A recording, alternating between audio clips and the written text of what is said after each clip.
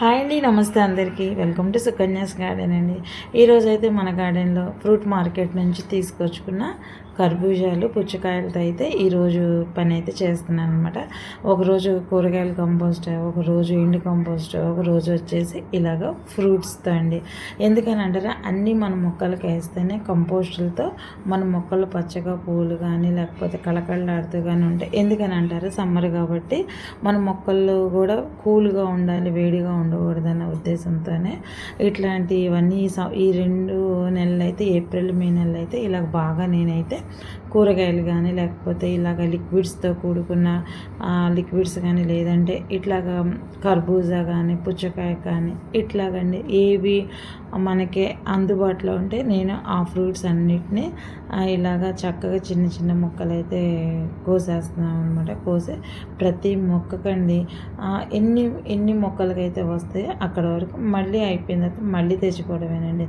అయితే ఈ విధంగా శేఖర్ గారు చేస్తూ ఉంటే నేనైతే కోసినట్టండి చక్కగా డబ్బాలు అయితే, కిచెన్ కంపోస్ట్ డబ్బాలు అయితే వేసేస్తాను. ఎందుకని అంటారా, సమ్మర్ కాబట్టి ఆ లిక్విడ్ మల్ట్ అయిపోయి మెత్తగా అయిపోయి ఆ లిక్విడ్ అనేది మొక్కలకి వెళ్తూనే ఉంటుంది.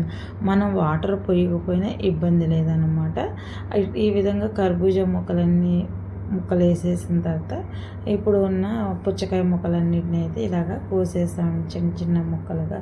కోసిన తర్వాత ప్రతి మొక్క మొదట్లోనే వేసేసాం అనమాట. మొదట్లో వేస్తే ఇబ్బంది అవుదా, వేడి రాదని అంట, అలాగేమీ ఉండదండి.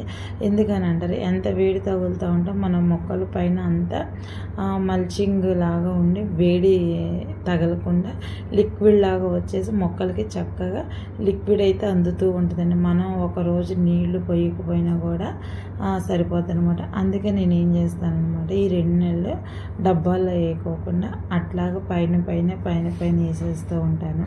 ఆ తర్వాత ఒక 1 వీక్ తర్వాత మళ్ళీ మనం సాయిల్ అంతా కిందకి పైకి కదిపితే సరిపోద్దండి. ఈ విధంగా కోసిన మొక్కలన్నిటిని ఈరోజు అయితే ఆదివారం కాబట్టి గార్డెన్లో వర్క్ అంతా ఇలాగైతే కంప్లీట్ చేసుకున్నానండి.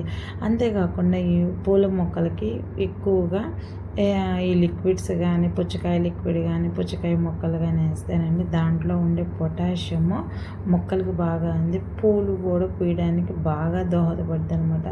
అందుకనేనండి ఈ ఆదివారం సర్వేన శేఖర్ గారిని కూర్చొని మొక్కలన్నిటికీ అండి 3 లైన్లు వచ్చినాయి అనమాట. ఇంకొక లైన్కి మళ్ళీ రేపు మార్నింగ్ వెళ్ళిపోయి తీసుకొస్తాను. అదే అండి ఈరోజు అయితే నేను నా గార్డెన్లో పండ్లతో నేను చేసుకున్న వర్క్ అండి. నచ్చితే ఒక లైక్ చేయండి, షేర్ చేయండి, సబ్స్క్రైబ్ చేయండి. ఏ విధమైన ఇబ్బంది అయితే ఉండదండి. అలాగ మనం పైన పెట్టడం వల్ల చక్కగా మొక్కలకైతే ఎండవేడి తగలకుండా సరిపోద్ది అనమాట.